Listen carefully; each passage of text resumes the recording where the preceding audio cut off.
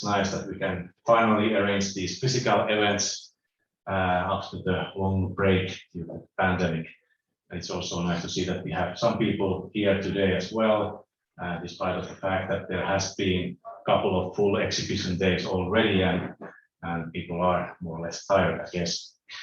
My name is Ari Kylmäjä, and I'm from Business Tampere, and we discuss today about the tools for successful technology export, especially in the case of mobile work machines.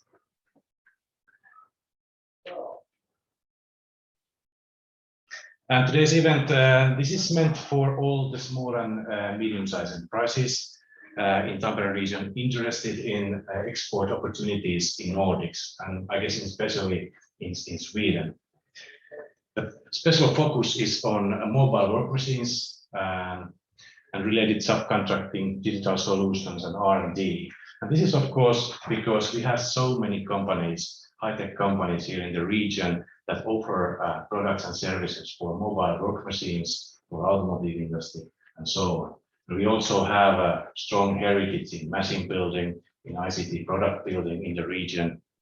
So there are a lot of potential collaboration opportunities between the Finnish companies and the Swedish customers. Now, today's agenda, you can see it down here. First, we start with the Tampere Chamber of Commerce and Industry. We have Antti Eskelinen here to discuss about what Tampere Chamber of Commerce and Industry do, and then Lasse Parviainen will concentrate on industrial internationalization of those services they provide in that sector. And then we have a visitor from Sweden. Mats Elmenius from Nordic Export Groups is here today to discuss about the opportunities in Sweden, especially in mobile work machines sector. How is the market is looking in Sweden at the moment? What are the opportunities? And also, if you are a company in Finland and you think about export possibilities, what are those important things you should consider? What are the things that you should really take into account when you think about export in Sweden and how to operate there? I guess Mats will provide a lot of answers to those questions today. So it's really nice to have you all here today. You're all welcome, and I guess we are going forward now. Antti Eskelinen on stage. Let's see the microphone. Thank you. Thank you, Mari.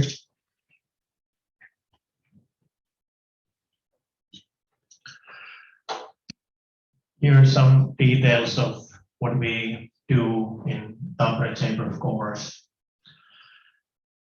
We are the second biggest chamber of commerce in Finland.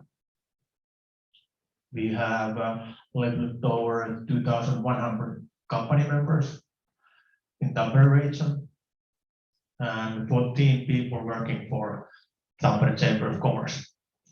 And what we do in international level, it's first of all, of course, it's Chamber of Commerce is an international organization. We have a Chamber of Commerce all over the world. We have good connection all over the world. We know a lot about companies from this area. If company wants to know any kind of information from the companies which running business here, so don't hesitate to turn from us. Networking is also our main task. For example, nowadays here in Alihankintamessut, several ambassadors visiting here, and we are organized company meetings with the ambassadors and companies in Tampere region. From there, you can read exactly what we do here in all level. Main task is promoting the Tampere region, of course, because we are running business in this area. This is some figures from us. Almost all members are companies, but of course, cities and municipalities are a member of us, universities, members of us, and so on. Chamber of Commerce are, of course, usually big companies, organizations, big companies, international companies, export companies, but over 50% are employees are under 50, so we are also the small companies organization. Services are biggest part of that. Manufacturer here in Tampere region, because we call like we are international city. We are engineering and industrial city. This is our staff. And Lasse will very soon coming to say something about our services. For example, what we do here it's also with the companies. We have 10 different committees. Industrial committees it's one of the biggest, and all international companies is present on that committees.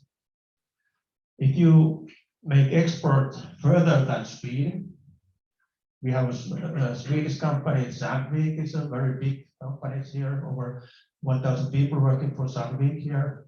Or if you, those moving machine going to Asia market, Lasse will tell you what they need to do that export and that side of the world. But Lasse, please.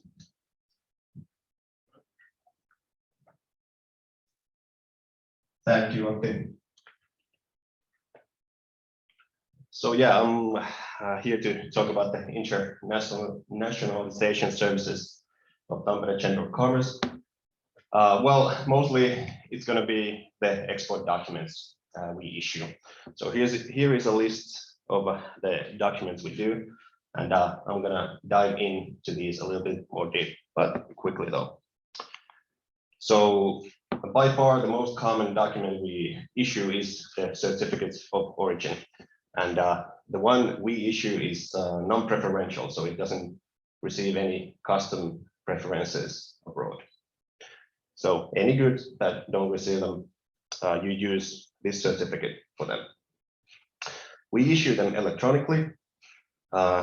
In that way, well, I wouldn't say futuristic, but we are in the now. At this point, it's still printed out to a form, but maybe we'll see some changes to that later on. In 2019, we joined the ICC Certificates of Origin accreditation chain, and this improved the reliability and quality of our certificates as we have global standards with other countries.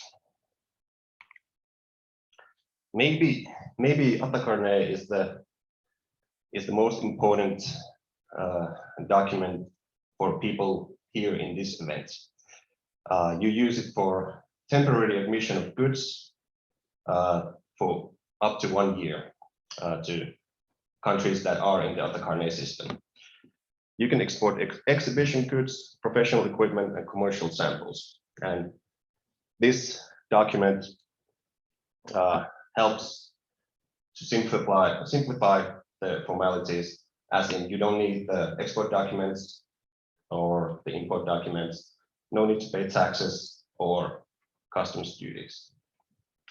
So I highly recommend using this if you have any trade fairs coming up in non-EU countries, as this makes it easier. As also the world is opening up as the pandemic is closing down. Then quickly, we do verify a lot of different export documents. They vary a lot, but the most common is the commercial invoice. We also issue special certificates. These are also free-form documents which we create. The most common one, you can see some examples here, but the most common one is the membership certificate.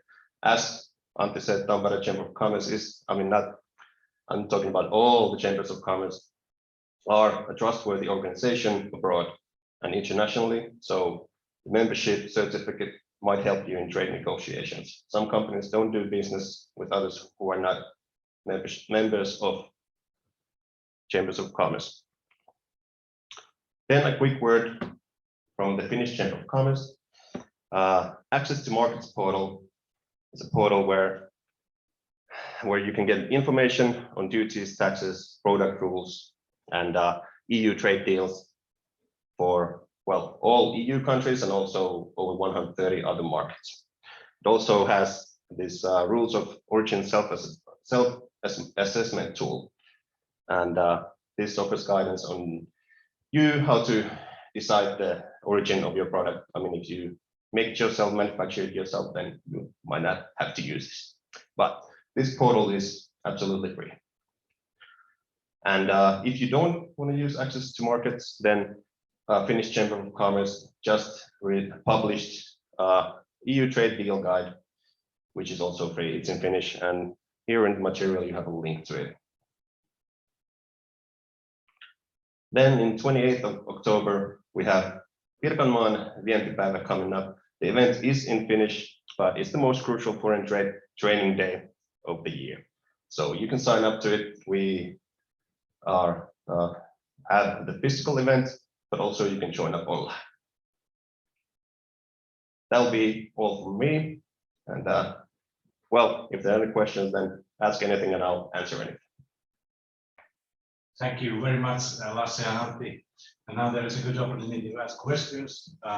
We have, I forgot to mention that this is also streamed online, so you can use a chat window and ask questions as well by using that chat. So Anne Valtakari is here from Business Tampere taking care of the chat, and she will then tell if we have any questions there. Are there any questions from the audience here?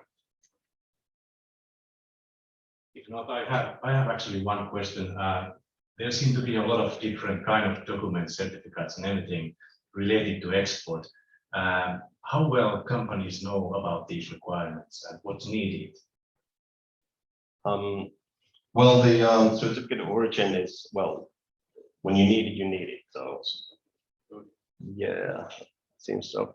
But the Atakarne system is not that well known. So that's why we want to bring it up more, since well, for fairs, it's quite an easy document to use. And if people contact us, we will then let them know more about the requirements for them. Yeah, that's for sure. Could you please turn that off? It seems that we can't have two mics on at the same time. So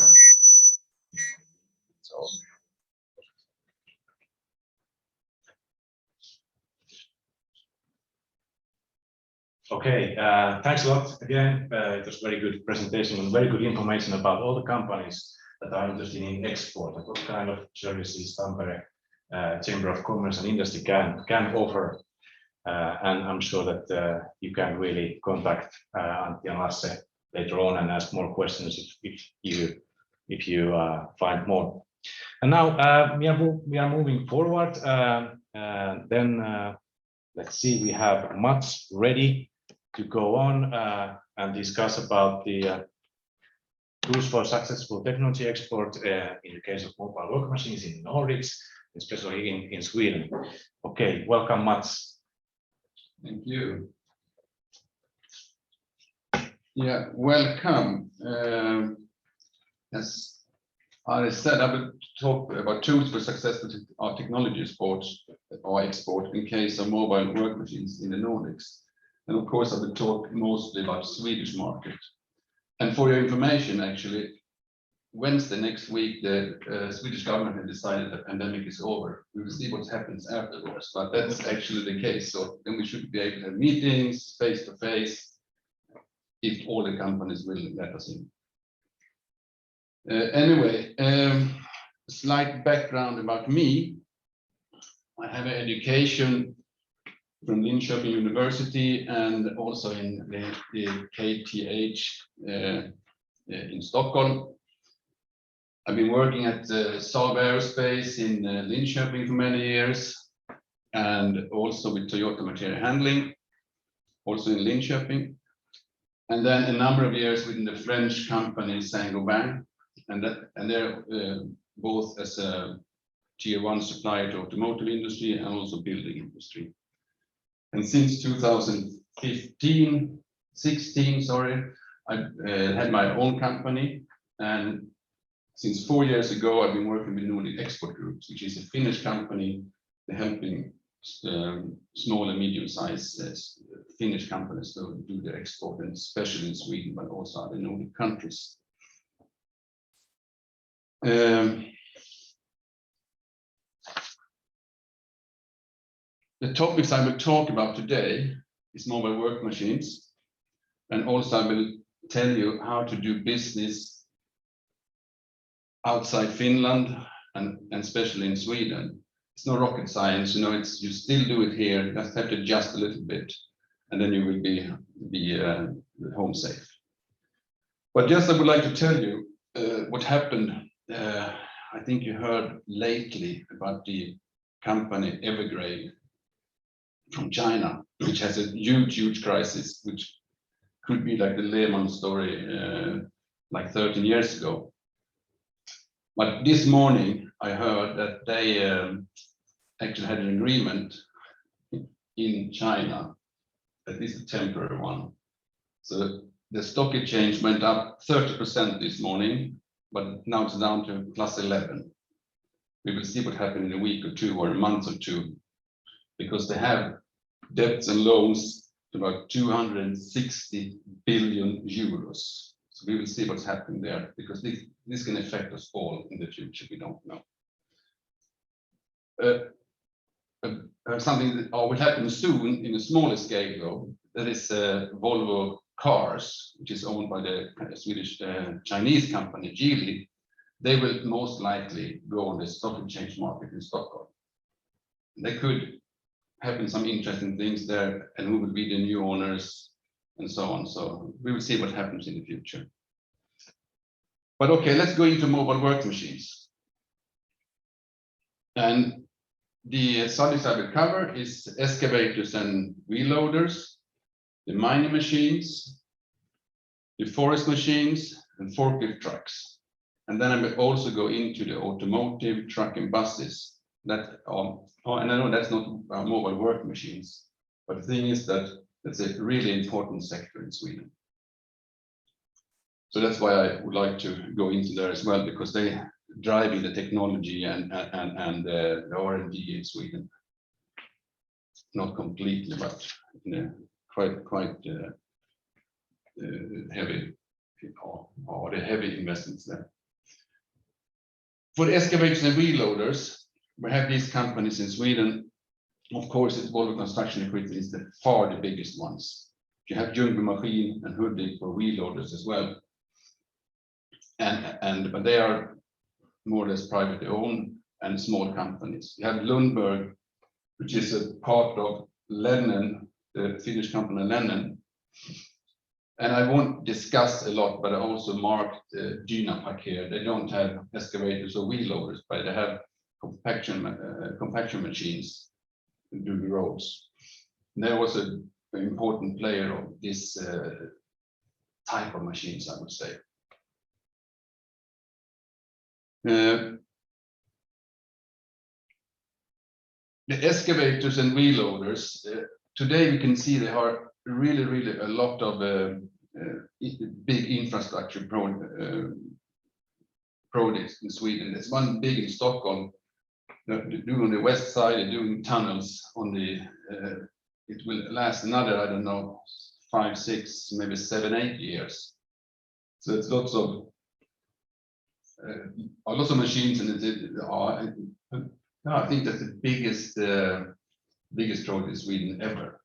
And then you also have Gothenburg, which is a complete mess at the moment, north of the railway station in Gothenburg. Just don't go there. It's It's a road work, and they also last for another couple of years. So these two big ones is really driving that market at the moment. There are others as well, of course. What you also see is that regulations from the governments, from Europe and from Swedish government, drives this technology into electric, and you also go more on remote control. You can see that, especially for the big ones. Volvo, of course, of these companies, the Swedish companies, are the leader there because they have the muscle to do it.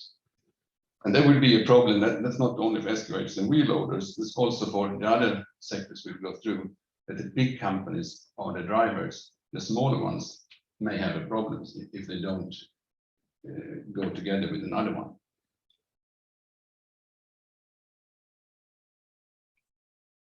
If we then move into mining machines, we of course have Sandvik, and they don't do the mining machines in Sweden, they do it here in Finland actually. And the Epiroc, of course, they produce in Örebro in Sweden. Volvo down in, they have many places in Sweden, but mainly in excavators up in Katrineholm. And then you have the companies Brook, which is remote controls and mostly electrical from the beginning. You have Jama mining machines, and they're also a small company, which had problem to do this change to electrical. The thing is that they have bought actual technology from Epiroc because they need that, they can't develop it themselves. And Epiroc has actually developed the electronic drive lines with ABB.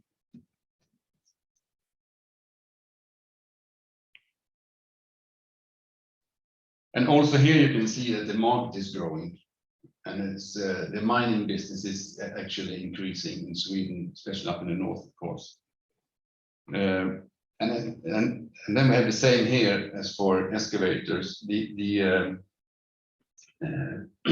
machines are going electrical and remote, and of course, because people don't want to be down in the mines with all the diesel fumes, they don't want to be there at all. So there are control rooms in other areas where they have these type of machines will go more and more into remote. And I know that Sandvik has done that. They also have these collision systems which they have on the cars, but they have that developed further to have that in the mines as well. And what you can see here, to change from diesel to electrical cars, machines, even Epiroc and Sandvik have of course probably done that themselves. So both companies has bought Epiroc bought a Canadian company called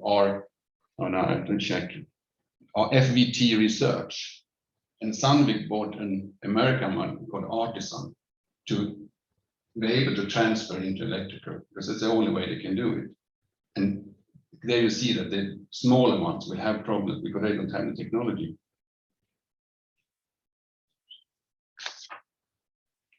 We quickly move over to forest machines. We have, of course, the Finland and Sweden are the best in the world. They're producing forest machines. And in Sweden, we have Rottne and Komatsu Forest, which are far the biggest ones. The other ones here, the Ecolog Gremo, which joined like 2 years ago, they are smaller but quite important player. But Alstor, Vimek, and Terry, they're really tiny ones.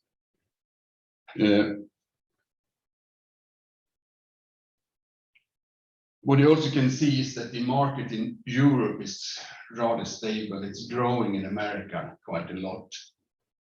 And the thing is that here for forest machines, you have a slight problem to go into electric because you leave the machines in the forest, yeah, right? And how do you charge them? So there are other technology drivers there. It's lowering fire risk, superior productivity, and stuff like that.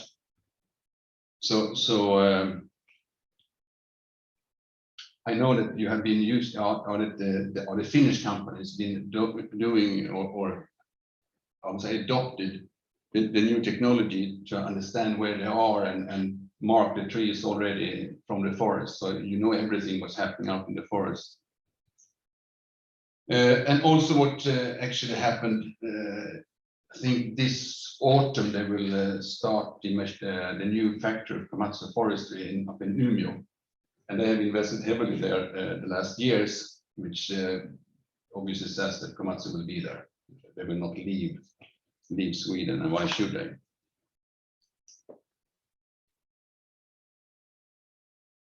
And the fourth one is Forklift Trucks.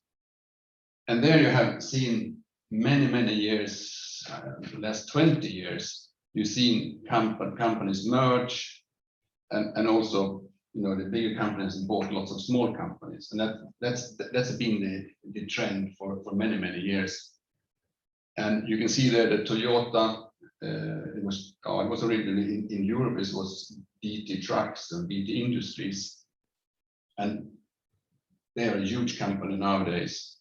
You had Cargotec that bought Kalmar a number of years ago, and then you have a quite complex structure with the Mitsubishi Logisnext, which bought Unicarriers, they bought Rockla, the Finnish ones, they bought Atlet, and maybe a few more as well. So they are a group now together as well. The only standalone one at the moment produces trucks in Sweden are Svetrak, and they maybe get a problem in the future because they're mostly diesel and gas trucks.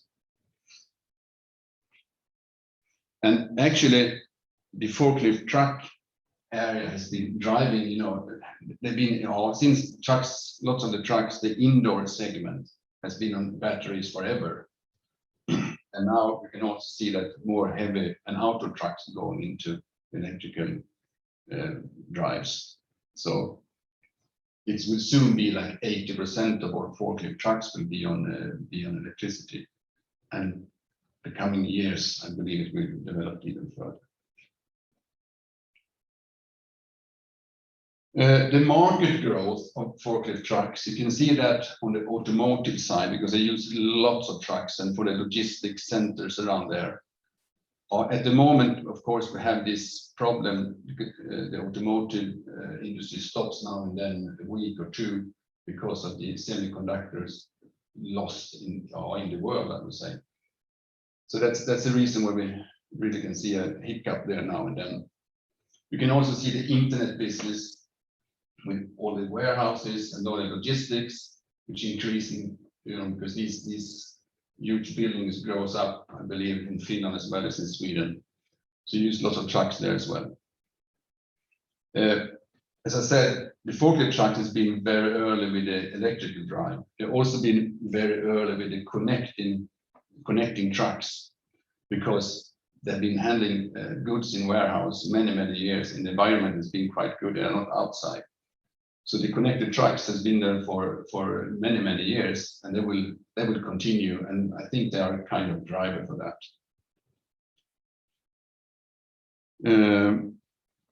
What you can see is that we will say Toyota, they produce and develop trucks, forklift trucks in Sweden, not the counterbalance trucks, but all the indoor trucks.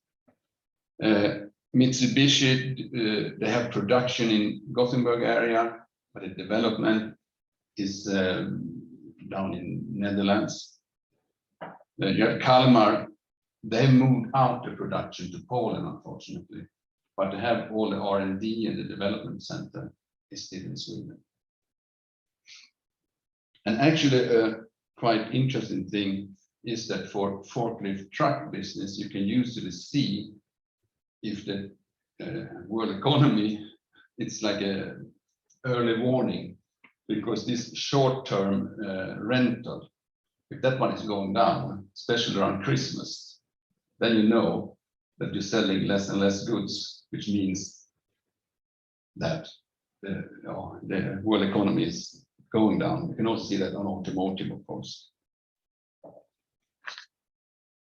last but not least, as I said, automotive trucks and buses. That's not mobile work machines, but a very, very important sector in Sweden. And of course, you have Volvo cars, you have Volvo trucks, buses, excavators. You have Scania. This is the three biggest. And they're driving the market, of course. It's only that Volvo that is at the moment Swedish owned. Scania is Volkswagen owns that. Volvo is owned by the Geely, the Chinese, made on the stock exchange market within short. Then you have two other small companies, the Inside or Inseal. It's a quite new company. They're producing smaller trucks for, or electrical trucks, smaller ones for like DHL trucks in the cities and stuff like that. But at the moment, I think you should wait a little bit before you go there, because just like less than a month ago, the complete management left the company. So wait a little bit, maybe a few months, 6 months before we know what will happen there. But it's quite an interesting company. Then of course we have the top of the top, most expensive car in the world, Koenigsegg, producing like 40 cars only, and the price is like 2.5 million actually, a 4-door, and it's only 1.6 million euros. So maybe we could book one there.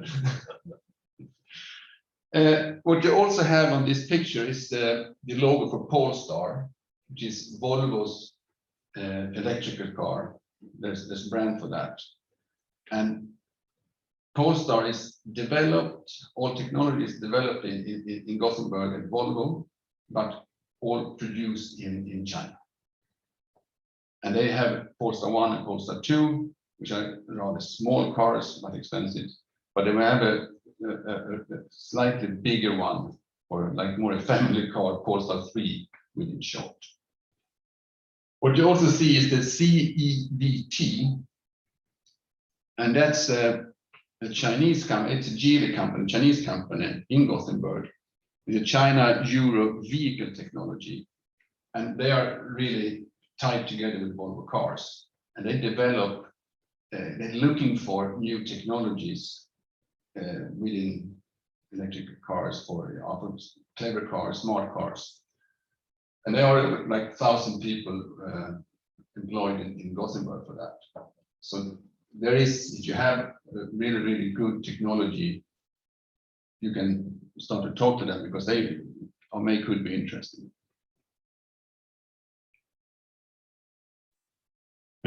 Yeah, it's an important sector, this automotive and trucks and buses, because it drives actually the Swedish industry. And as you know, the whole world is talking right about electrification at the moment.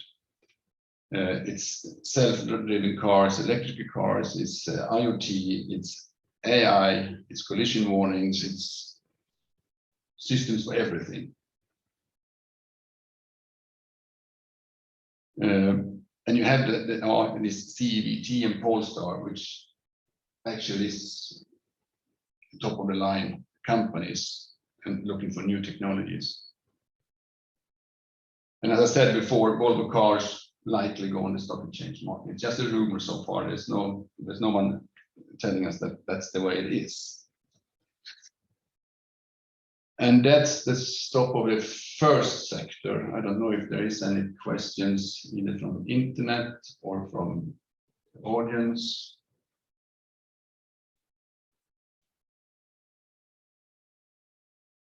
Then that moving machines are also in very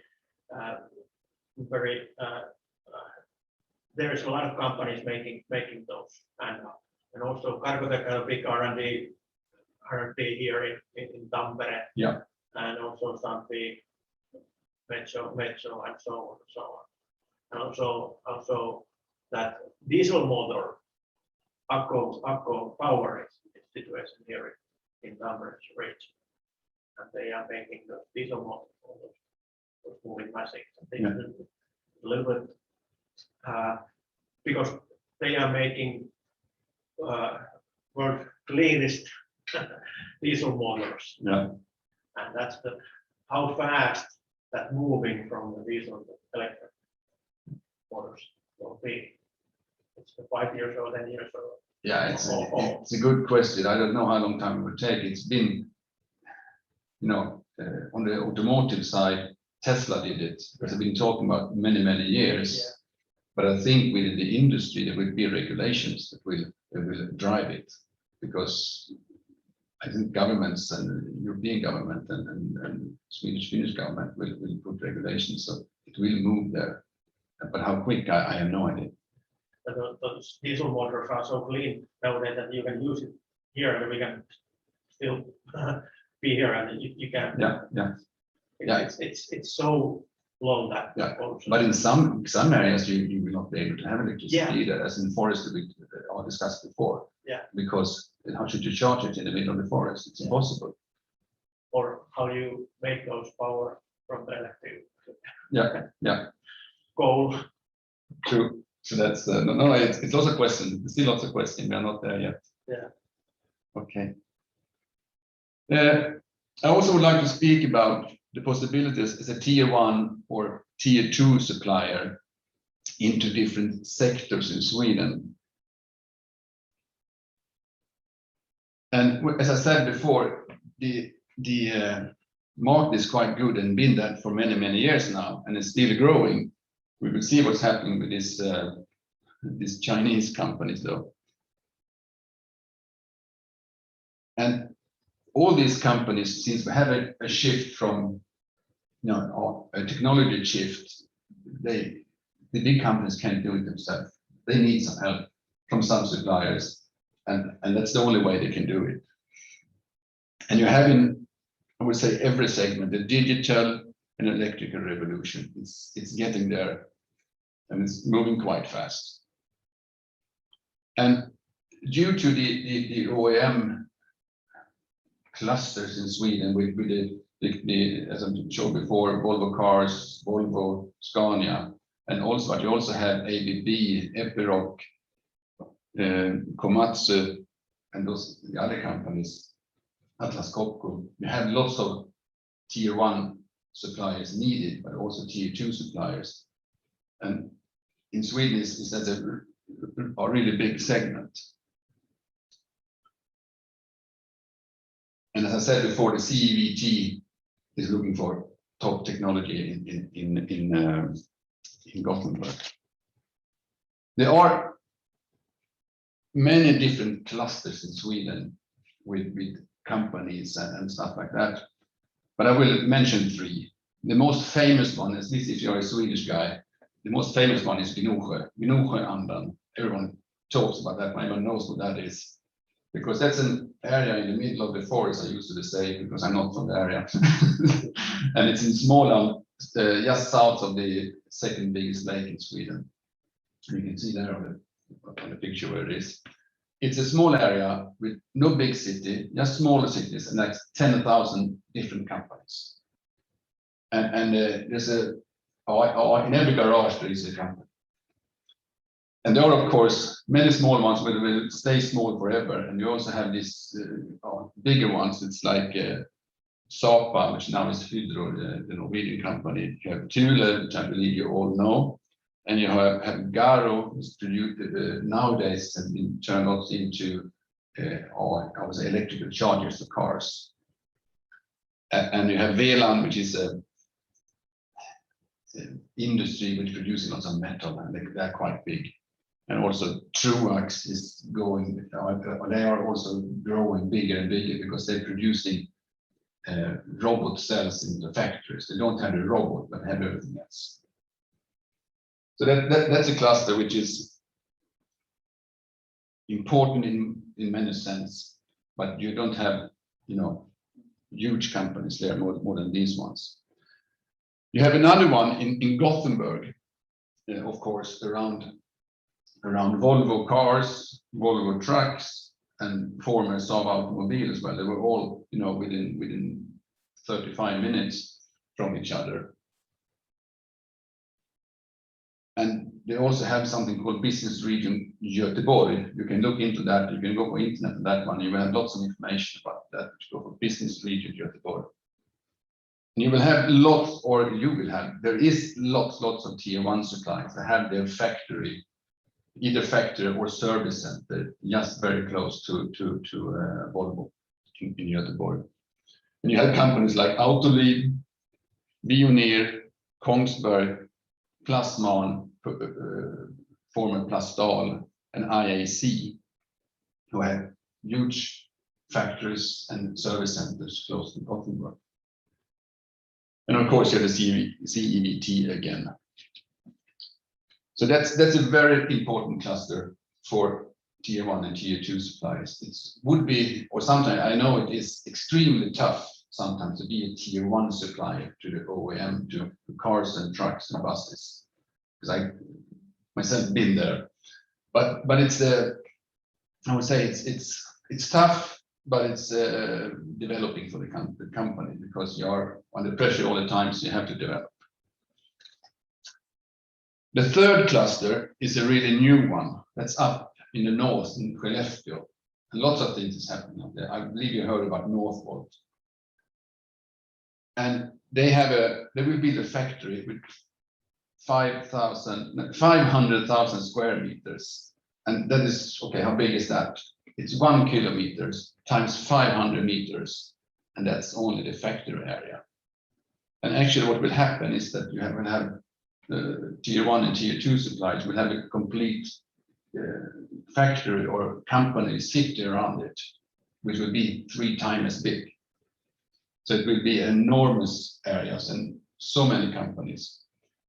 And the investment of Northvolt was a few years ago 3.5 billion. March this year, they got another 2.6 billion euros to invest in the factory and the structure up there. They also have, service development center, R&D down in Västerås, much smaller one. So they have these. Also heard rumors they will open up in other places in Sweden as well. About 10 times bigger than this number exhibition sports. Yeah, it's huge. Yeah. I know. And just at Northvolt up in Skellefteå, they talk about 3,000 jobs. Sub-suppliers, tier 1 and tier 2 will be another 7,000. And I would guess they will have a problem to find the people, because people have to move out there.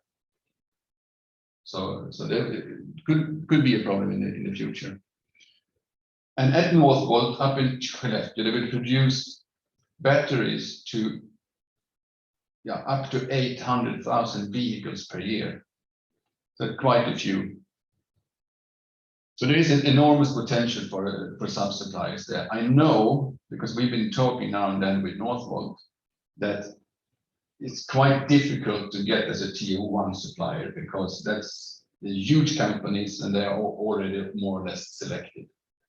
So tier 2 or tier 3 could be a possibility into these companies supplying to Northvolt. So it is a huge company, lots of opportunities, but also tough to get in there.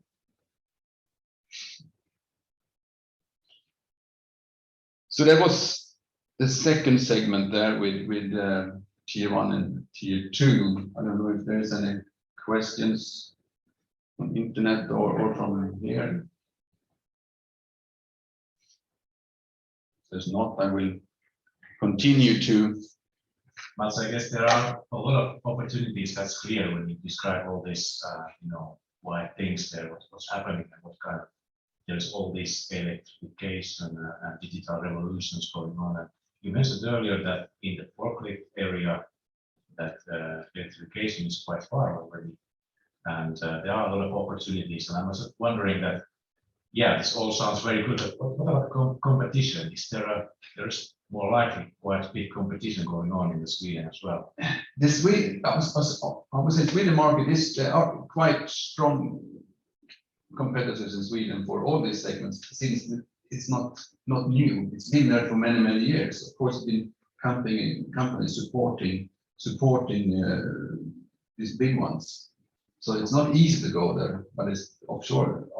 I would say, of course, there is possibilities to enter this market, but you have to prepare yourself, which I will tell you about soon. I guess that's the next topic on your. Absolutely. We'll wait for that. Yeah.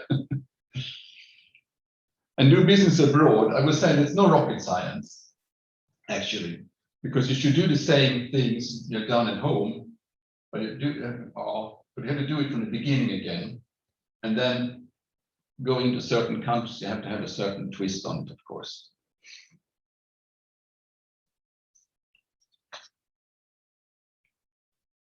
So what I will talk about is do your homework, your expectations if you go abroad, and if you do business in Sweden, what you have to think about there.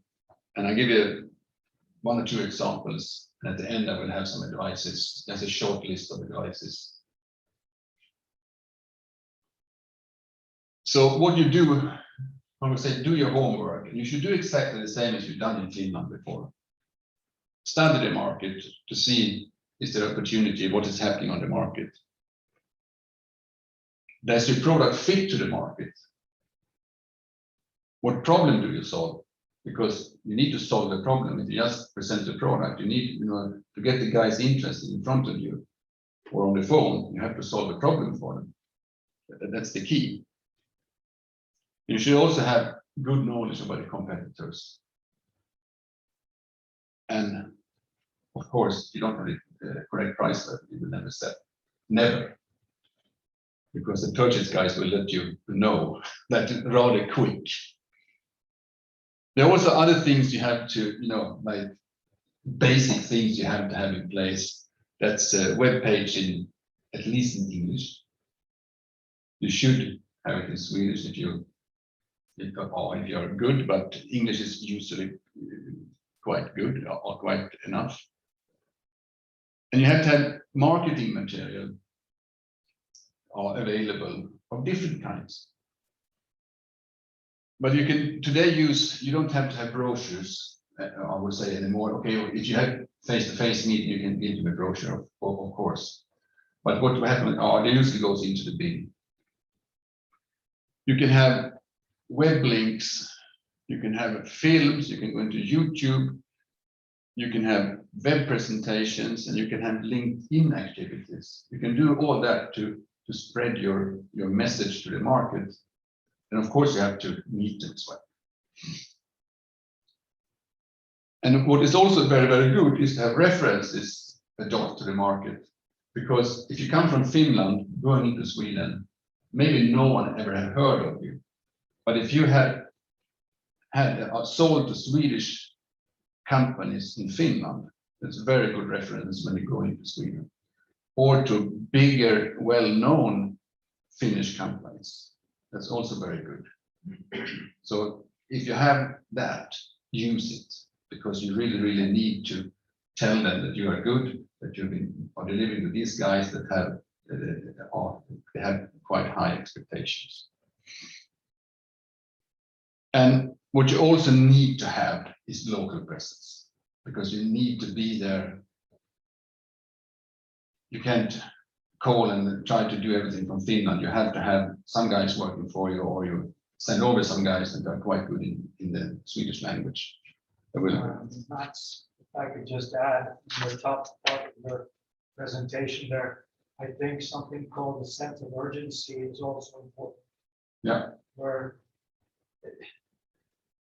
your clients or your customers are not going to wait forever for you to supply your quotation. So it's important when you do get the opportunity that you do it. Yeah, and be quick. Yeah. And be quick about it. Yeah. Okay, it's important. Yeah, it is. It is. I have some examples of Finnish companies we've been working with that have done different type of presentations on different levels of modern technology. We have Tromico up in Kankenpää, like 1 hour away from here. They have done it in the basic one. They have they always have a link where you can go for the company presentations. It will always be updated. Quite basic, but you will always have the latest available. Yeah, JTA Connection, which is from here, they have taken a couple of steps further, because they have on their web page, you go in there and you can click on different areas there. You can read solutions, and you will find different, like pulp and paper, breweries, or some other industries. You can go in there and see, and you will have films directly on the screen. You have the films of what they have installed. And it's really, you can see it directly, and it's really impressive to see that. And the same, okay, that's for the products. They also have a quite interactive presentation of the company there, but when you're talking about the result and number of employees and stuff like that. So go into JTA Connections web page and look at that, because it's really, really good. You have other companies like 3D Formtech. They are here at the fair this week. I know that they have films on YouTube presenting the companies. They also done some fun stuff. They've been producing plastic parts, because they are a 3D printing company. So they've done stuff, and they're having, doing films trying to destroy these parts and stuff like that, and they can't do it. Yeah, that's also a way to be there on the internet. And you can also be, as I said before, active on LinkedIn, because that's a professional network as well.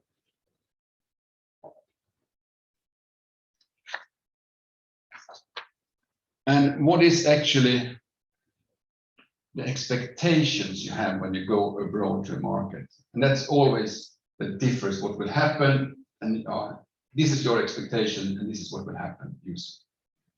Because the expectation is that you will really quick have results. Did you have a quick result when you started your business in Finland? Likely not. It will take maybe not as long as it took in Finland to get to the stage where you are. It will take a long time to get into the business in Sweden. So what you need, or abroad, I would say, what you need is patience, patience, patience. And you have to build trust for the, on the market. And when you meet the people, they don't know you. They need to have trust. And you also have to meet or exceed the expectations from the customers, because why should they need you? You have to give them something. So you have to solve a problem for them. And also it's quite important, it's very important to who you should attach, because usually you talk to purchase people, but maybe you should talk to the product people, or to the production people, or development people. So don't always go for the purchase people, because some guys are they don't even know what technology is. They only know what the lowest price is.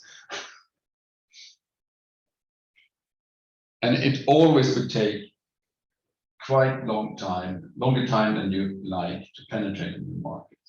That's for sure. And that, generally speaking, I would talk a little bit more about you going into Sweden, because we are a little bit odd in some extent. And in Finland, I know it's rather quick. You go into the first meeting and stuff like that. That will take time in Sweden, because it takes longer time. You have to build a trust. You have to build up a little bit of relationship before they let you in. They don't even want a Teams meeting nowadays if you don't have trust. But it's or at least have a Teams meeting, and face-to-face meeting will take even longer time. And Swedes need to know each other. They need to feel that you are their friend, more or less. Not always, but kind of that. A lot more than in Finland.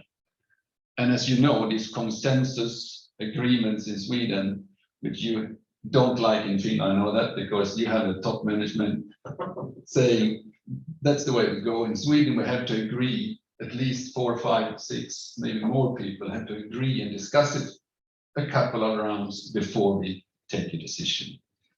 But when we've done that, we usually move quite quick. And I can tell you a story I had with a client just before summer. We had this, I think the second Teams meeting now, we're in the pandemic here. So we had a second Teams meeting with this building company in Sweden, one of the biggest ones. And I thought the meeting was quite good. I thought it was good. Then 3 minutes later, I had a phone call from my client in Finland. He said, "Oh, what a typical Swedish meeting." You know, the expectations were so deep, because I was happy. They didn't say, we call you when we like to talk to you again, or so on. We were friends, you know, we were chatting along and we building trust, having a relationship. 3 weeks later, the RFQ came. So it's really different. So what you think you're, you know, it's a completely different way of doing business, or start the business, I would say. And then there was always a discussion. Do you need to speak Swedish? Can you speak English? What do you have on the web page, English or Swedish?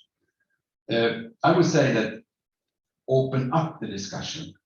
You definitely need, in most cases, I would say, you need Swedish. And it's absolutely a lot better to talk Swedish in the beginning.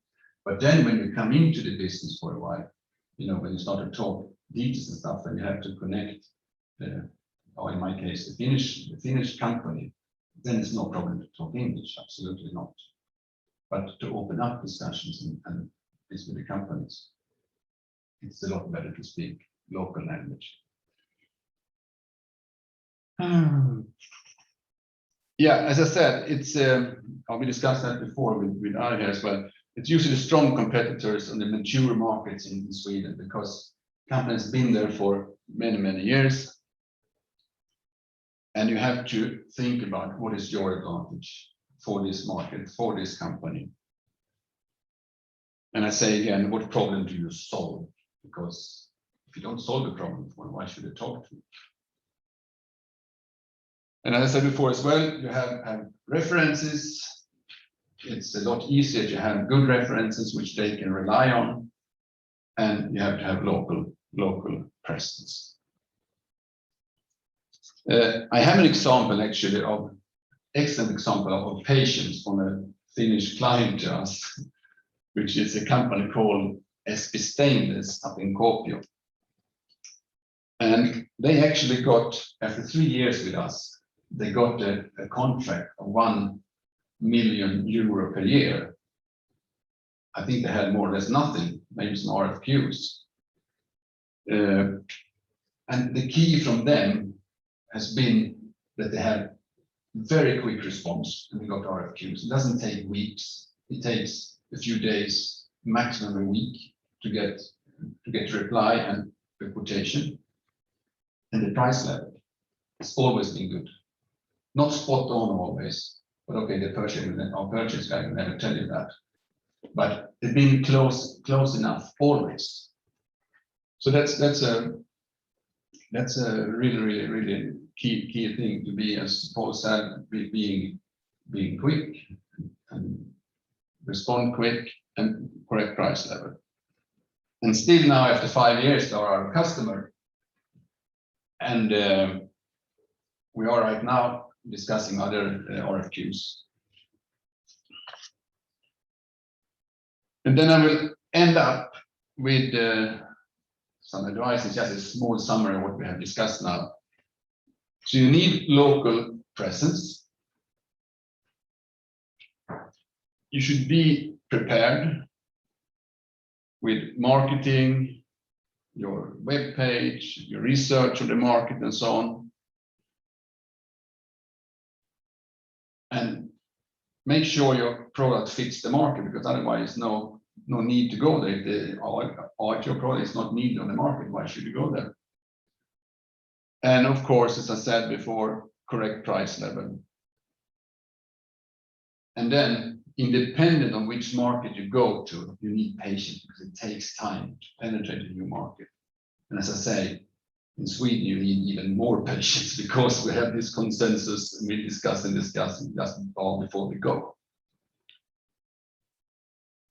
So that was this 6 just headlines what you should really think of. So, okay, thanks for your attention. If you would like to contact me, discuss anything, have any questions, you have my contact details there. So, Thanks a lot, Mats. This was very good presentation, and I guess you touched a very essential points when you think about export in Sweden. Do we have any questions in the audience or the chat? Well, I have many, but I just asked a few of them. There were very good points regarding homework. I guess that's something very important. And many times, I think Finnish high-tech companies, they are very good in their technology. They are top of the class, world-class technology there, but they are not necessarily very good in sales and marketing.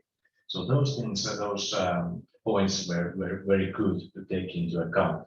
But if you are that, small and medium-sized company, you have high-tech, you have opportunity there in Sweden. What's your advice on how to go forward? Should they just kind of start emailing the companies? Should they pick up the phone and try to call them? Or should they go to the exhibitions and then try to network with the right people? Or what works best? Yeah. What I usually say is that send an email. You will likely not even get a reply. You will maybe not even read it. If you make cold calls, yeah, sometimes you have to do it, but you will likely not be very successful. Go to have or to meet the companies in exhibitions. Yeah, it could be to do that, of course, but usually if you go to those events, it's usually the salespeople there. You don't want to go to the salespeople. You would like to talk to the technical people, and in the worst case, the purchaser, of course, to get the deal. But the thing is, what I usually do, I go to my own network. Either I have a friend working at the company where I'm going to, or I go into LinkedIn and search for the company, and then I can see that quite a few people there are connected with my friends. So I go this way around and try to, because then I can say, yeah, I talked to this guy, and then I'm halfway in, And you also remember this, what is saying that you can contact anyone in the world within 5 contacts. So you can talk to Barack Obama if you start to ask you are, and then the 5th guy will be Barack Obama. The same within business, you after 2 or 3 phone calls, you would likely have the correct guy in front of you, or at least in the phone. Yes, that's very good. That's, I guess, the fact that if you are trying to just, call somebody who doesn't know you, doesn't have a clue who you are, where you're coming from, then it's very difficult to get your message through. There is no trust there. But if you know somebody who knows somebody, Yeah. then you already are in the middle of way there. Yeah. So that's very good thing. And that LinkedIn, I guess that's very good too for finding who's connected to who. Yeah. That's very good. And then you mentioned several times there, patience. Yeah. I guess that's needed. Yeah, that's really needed.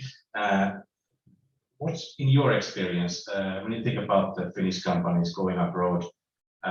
What's the typical expectations when they get results? Because I think that many times people or companies don't see that entering to foreign markets as an investment. They are expecting results rather soon, and then they get disappointed when they don't get those. Is that so? Yeah, that's true. That's true. Because they don't get patient enough, and of course they expect something now, really quick, and it takes a long time. As I said, it took a long time when you're Finnish market to get the business, or even if you got the meetings very quick. But it takes a long time to get the meetings and also the business in Sweden.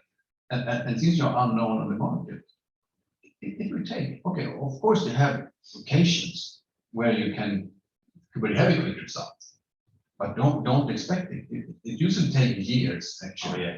And it starts with a small order. It doesn't start with the biggest order, as on the example I talked about, FS Stainless. They had a big order rather quick after 2 years or 3 years. a huge order. So it takes a lot longer time than you would like it to take.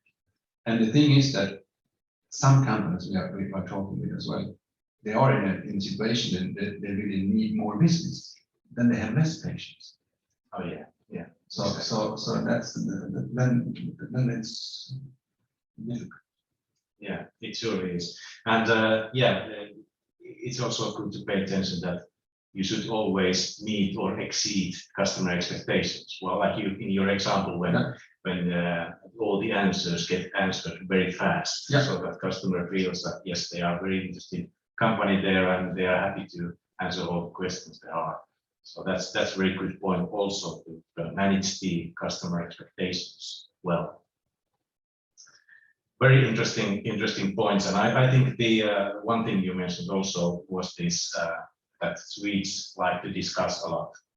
I guess we know that Swedes are known, they discuss quite a lot before they end to the conclusion. That's the case, but also not many companies realize that that's good, because as long as they are talking, that's a good thing, because then they are heading towards the result and decision. And like you mentioned in your example, if the Finnish guy was a little bit disappointed hearing that he didn't get a result today, they were just discussing, and you were saying that that was a good thing.